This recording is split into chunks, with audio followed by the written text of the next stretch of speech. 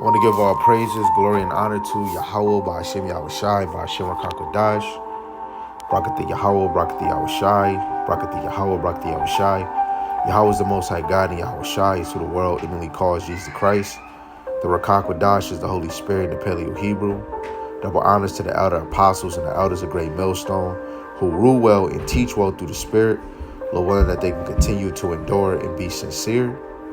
And a mighty shalom to the hopeful elect that are scattered four corners of the earth, teaching this word and believing this word, Lord willing that they can continue to endure and be sincere in the same spirit. And shalom to the Akwatiyam that are believers of the faith and the truth, Lord willing that they can continue to pursue their lot, which is being a loving and silent and virtuous wife. And Lord willing the Most High have mercy on the other brothers and sisters that's not in faith. Today I'm just going over Revelations, the 13th chapter, verse 3. You know, I had heard the elder, they was bringing this out in Saturday camp. So it just made me want to go over it. Some people that's so-called of the faith, the ones that's not of this truth, like Christianity and other people, might look at Revelation 13 different. They might not believe that America is Rome 2.0, right? They don't think Rome is still back on the earth, you know, because most people of the so-called faith don't go into the prophecies. And you must be occupied in prophecies, let alone you dabble into history. So you have to know that this beast is Rome. And then Rome heals again because it becomes into a dead estate. It's not a literal dead, but it's dead because it's in a lower state, you know? So Lord willing, this is edifying. I try to keep it small and short and straight to the point.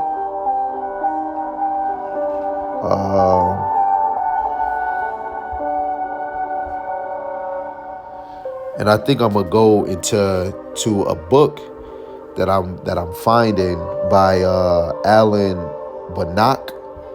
Now I don't have the book, but I'm gonna read the summary of his book, right?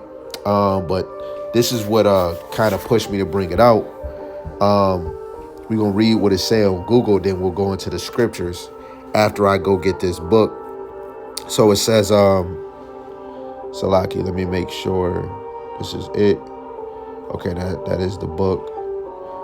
So it says, in the Bible, Revelations 13:3 describes the beast that appears to have a fatal wound to one of its head, but the wound is healed. This verse has led to speculation about its meaning, including, and it's two of them, the fall of the Roman Empire and the Antichrist.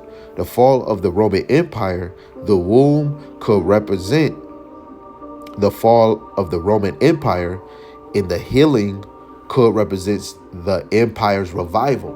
That means a rebirth. But you don't hear the name of Rome. Now Rome is in the earth, like as in the place, right? But when you look at it spiritually, like when you go to Revelations 11 verse 8, which is their dead bodies lay in the street in spiritual Sodom and Egypt. That's not a literal thing, but in the spirit, that place is gonna look like Sodom because of, you know, the movement of the LGB, and through the spirit is gonna be like Egypt. Egypt means bondage. Exodus 20:2. You can go to those verses and look for them for yourself. It means bondage. So this place is gonna push LGB and bondage. That place is gonna be symbolic to Nineveh, right? A great city, right? That place is going to be symbolic to Babylon when it comes to the idols and beliefs, because there's a book out called Two Babylons. The ancient Babylon and Rome being the second Babylon because of the philosophies and the paganism, right? And like in the Greek captivity, doing one world order, or even in time of Nimrod, right? This empire studies the history and implements it into its own society, right? So you got to have faith into believing this. I am not here to force anybody. Romans 10:17, faith come by hearing the word. So you grow in faith by hearing the word, but you grow even more by faith by believing what is said, right? Let me get this side precept while you are still on the screen. Let me flip over to this picture. I'm gonna go into the book of Acts real quick. It's something that Paul has said. It's not the whole verse, but it's partial of the verse. Something he said. Salaki family. This is Acts the 24th chapter in verse 14. It says, "But this I confess unto thee, that after the way which they call heresy, a cult or a sect, so worship I the God of my fathers, believing all things which are written in the law and in the prophets."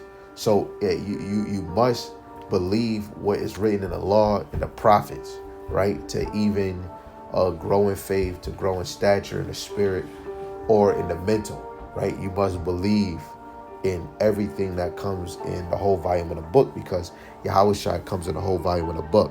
So going back to Google, when you look at the Antichrist, it says the wound could represent the Antichrist being mortally wounded and raised from the dead by Satan. The Antichrist is the end time figure who will deceive many into believing he is the Savior. He will be killed and judged, while the true Hamashiach will establish the kingdom. So we must go back to the prophets like Daniel, when Daniel was bringing the 4 emperors, which are the 4 horns, right? And horns represent Salaki family, right? Horns represent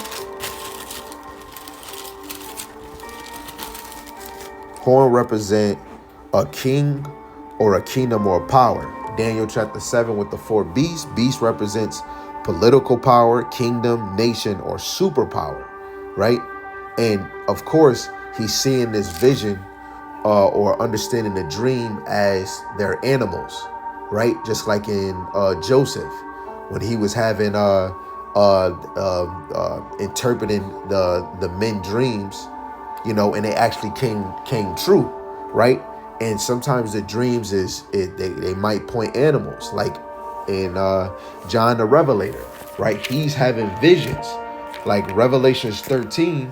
Some people or 17, where it is a whore, right? Of course, he's seen a whore in his vision, but then later on in different chapters, he get example that whore is a great city, right? That whore is a beast, right? And it all goes back to what the prophet said, right? You got Ezra in Second Esdras, when he brings out, I think in Second Esdras 11, 12, and I think a little bit of 13, where it tells you that the understanding of the beast that he was given to interpret the 12 feathers is really going into the interpretation what was given to Daniel, but he's getting a more in-depth understanding of that beast, right? So let me give you this book real quick. That's the title of the book. America, Daughter of Babylon. When you go to, Psalms 137, when it goes into the daughter of Babylon, or virgin, to be a virgin, you can't, a virgin is somebody not touched, basically sexually, right? So this daughter of Babylon hasn't been touched. Great Babylon, ancient Babylon, Salaki, not great, but ancient Babylon was touched, right? It was overtaken by the Persian and Medes, and they overtook their land. Then later on, the Greeks overtook that land. And then when Alexander died, it got split up. And then later on, the Romans overtook that, right? So the America, Daughter of Babylon by Alan Banach. Lord willing, I'm pronouncing it correct, but his name is Alan. We're just going to read the summary, and then we go into the verses, and then I'll end the video, right? So the summary of his book, it says, America, the Daughter of Babylon, deals with the prophetic future of the United States of America. The people reveals that there will be a second nation of Babylon, right? And it's a quote. You can go to the Kindle, go to Google or Amazon and type in 2 Babylons, the book. And it's a book that Rome, ancient Babylon, and then Rome was Babylon, right? So it says, which is described in detail throughout scripture and can be identified as America. The Bible not only identifies America, but also gives detailed account of future events concerning her. God has much to say to us today about our relationship to Babylon and the Babylonian religion. This book reveals that many of the symbols of the Babylonian religion that was created by Lucifer himself, king of Babylon, which is Nebuchadnezzar. You know, Lucifer just mean morning light, right?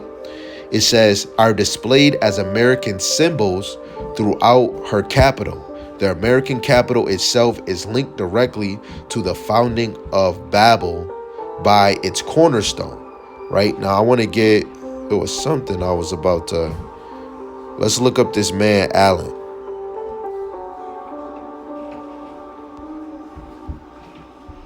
Alan Banach. Let's look up Alan Banach. I think that's his name.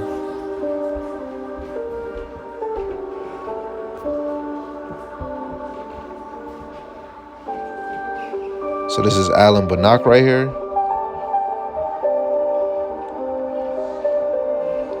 Yeah, I think this is Alan Banach right here. Yep, there you go. This is Alan Banach right here. Now, I don't know what race he is, so I don't want to, you know, he could be an Edomite, but that right there would be even more fire if he was, you know, even more. So Banach, let's see. They're not giving me nothing. I can't find who he is. But I just showed you an image of the brother Allen, right? So you can go find this book. I guess they got it on Amazon. They got it on Amazon, $2.99, and you can go read it. You know, hey, Lord willing, I could probably go get it. He even got Daniel and the natal connection, which that is in the scriptures, right? But let's get to the point. This is Revelations chapter 13 in verse, I'm going to read 1 to 3, but the point is 3. It says, I stood upon the sand of the sea and saw a beast rise up out of the sea, having 7 heads and 10 horns, and upon his horns 10 crowns, and upon his heads the name of blasphemy. And the beast which I saw was like unto a leopard, and his feet were as the feet of a bear, and his mouth as the mouth of a lion. And the dragon gave him his power and his seat and great authority, right? And remember, when we went into the word beast, beast means political power, kingdom, nation, or a superpower. So this beast is going to be a political power, a kingdom, a nation, and a superpower. So you got to understand, in Rome, they was a political power. They brought in the Senate, they brought in emperors, so on and so on, right? And they had many. You had the time of the 12 Caesars, right? So you got to go into the history of Rome to understand that they was a political power, and look at America, bringing that democracy spirit, because that's what Rome went by, with the Senate, you know, and what does America do? Senate, Congress, so on and so on, right? Let alone they were a superpower back then when it came to army and might. America is the new superpower of the earth because of army and might. You know, America, I believe, was the first one to promote a nuke, you know, a nuclear bomb, right? So now we'll read verse 3. It says, and I saw one of his heads as it were wounded to death, and his deadly wound was healed, and all the world wondered after the beast, right? So it's a video I had did on the whore in Revelations, the 17th chapter, and it had like a dragon look like off of Hercules, and it had 7 heads, but the 7 heads represent 7 governments or 7 kings or 7 kingdoms, right? Which would be connected to the whore, but they're really Edomite. It's just Edomite rulership, right? And so again, and he saw the heads as it were wounded to death, and his deadly wound was healed, and all the world wondered after the beast, right? Because it was Rome that was wounded, right? And we seen that when we went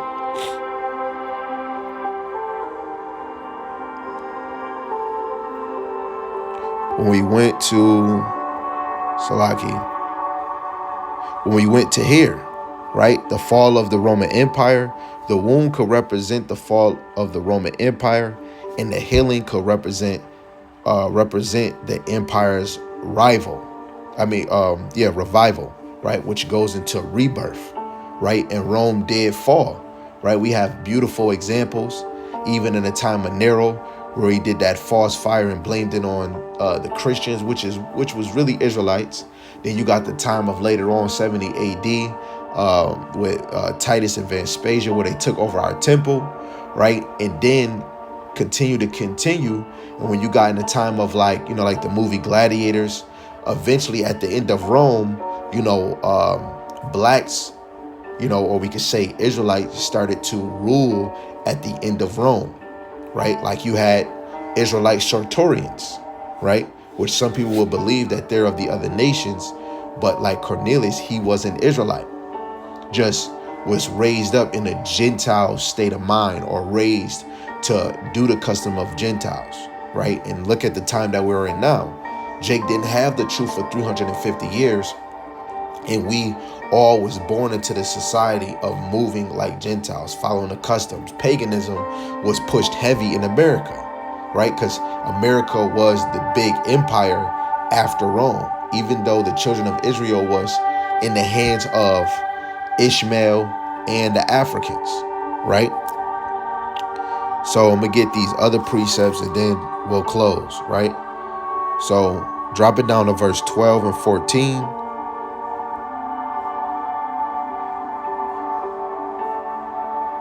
I'll read 12 to 14. It says, and he exerciseth all the power of the first beast before him. So this is going into the second beast, right? Which we see in verse 11 that came out of the earth, right? It says, exercises all the power of the first beast, which is Rome, before him, and causeth the earth and them which dwell therein to worship the first beast, right? And how do you worship the first beast? By its political push or their religion, right? Which, if Rome in ancient time was the second Babylon, we were worshiping the paganism philosophy, right? It says, whose deadly wound was healed, right? Rome was healed. So now they're comparing the first beast, the second beast, to the first beast. So this second beast was wounded and it got healed, and it was from the first beast, right? It says, and he doeth great wonders, so that he maketh fire come down from heaven on the earth in the sight of men, right? And now we're going into his miracles or his technology in these missiles, right? Because that's the fire that he brings down from heaven, missiles. Now even more, when we fully go into this beast and understand when America get established, they started to continue to create mass destruction weapons. And the number one sword of the earth is nuclear weapon, ICBM missiles, which is continental missiles that can go from continent. Verse 14, and deceiveth them that dwell on the earth by the means of those miracles which he had power to do in the sight of the beast, saying to them that dwell on the earth that they should make an image of the beast which had the womb by a sword and did live, right? And this new image is what they've been promoting for year after year, which is called the New World Order, right? They've been promoting and pushing the New World Order. That's the new image of the beast, right? Because again, what does beast mean, right? Beast goes into political power, kingdom, nation, and a superpower. So we're going to worship the image of it. And first and foremost, if the image goes into the New World Order, right, the image, who is this beast? Esau. It's Esau, because he's the end of this world, of this time, right? And Esau, it said, the beast which had the womb by a sword and did live. Ecclesiastes 3:16, ain't no, the nations are still on the earth, baby. So Esau still live. Just because Rome got wounded, right? Esau is still on the earth, just like the children of Israel, just like Ishmael. Just like all the other nations, right, that played a role or in a hand in the spoil of Israel, right? So let's get this other one. Let's go to Revelations chapter 17. Oh, Salaki, I'm going the wrong way.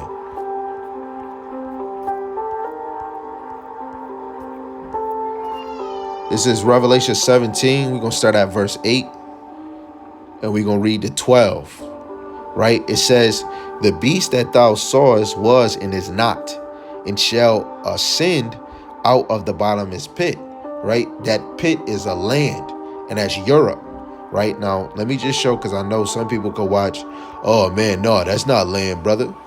So let's actually go to show that it's land, right? We're going to go to 2nd Esdras. 2nd Esdras chapter 5 and read verse 24. It says, and of all the lands of the whole world thou hast chosen thee one pit, and of all the flowers thereof one lily. Now this chosen land is Jerusalem, Zion, right? But it said, out of all the lands of the world thou hast chosen thee one pit. A pit is land, right? Or landmass, right? So the bottomless pit is Europe, right? And Europe is not fruitful. Europe is not a fruitful land, right? When it comes to crops and so on and so on.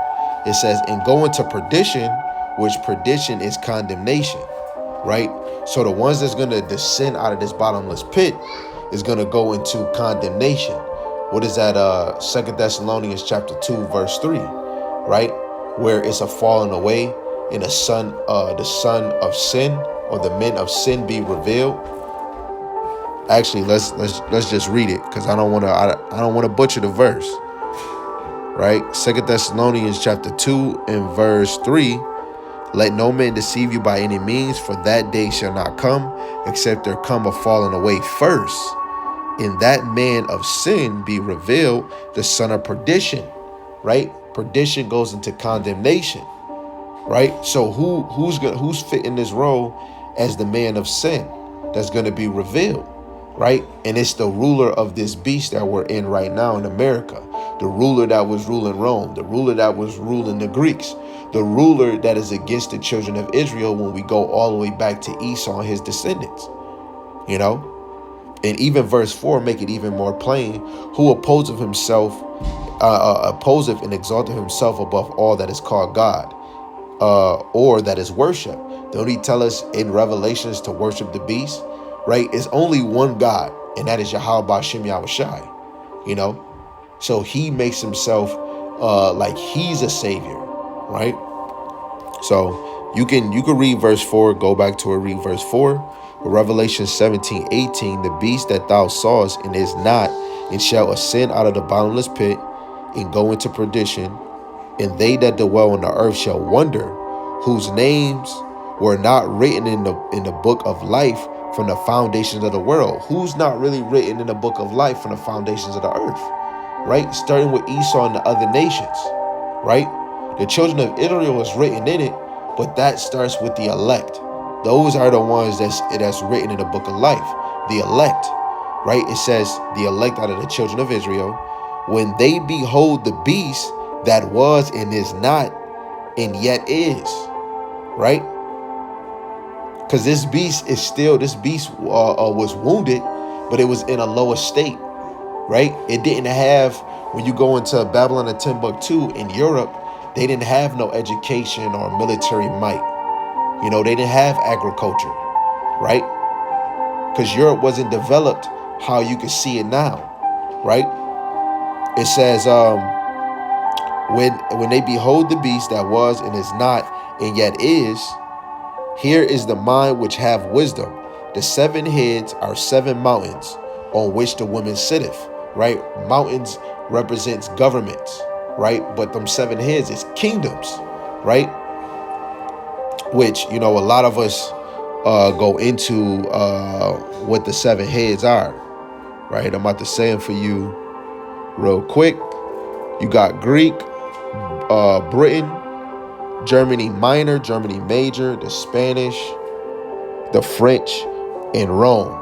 Those are the 7. I'm going to say them again. Germany Major, Germany Minor, Rome, the French, the Spanish, and Britain, and the Greeks. Those are the 7 heads, right?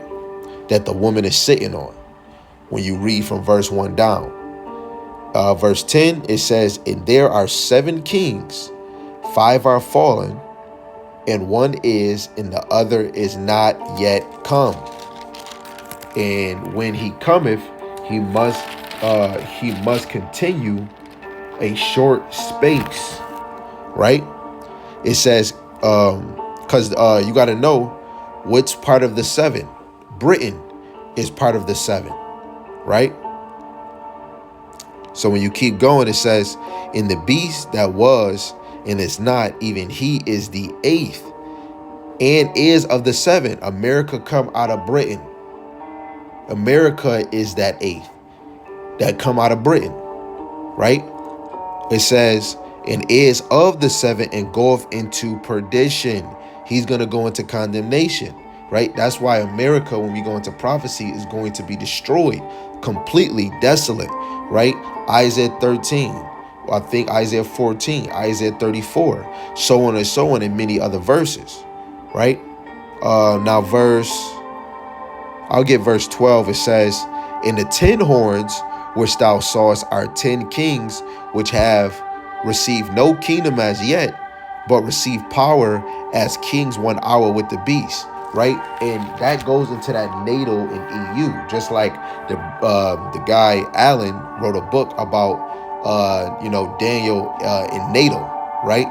So if they receive power as kings, with that beast, that beast is political power, kingdom, nation, and superpower. And when you go into NATO, they're a part of the ally. They're allies to the United States. And they play a huge role when it comes to political power, right? They play a big role when it comes to the superpower, right? That's what makes even America great itself. Not just by themselves, but the help of their allies would make them strong, right? And their policies, when you look at the world economic, which all leads back to the elites in this world, right? Because the elites, they're ruling all the way in Europe. In the 3, when you look at the, I think is, what is it?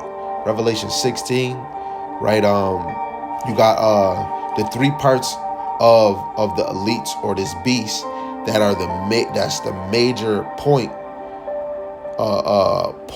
or position of this beast, which is the military might, the finance, and the religion.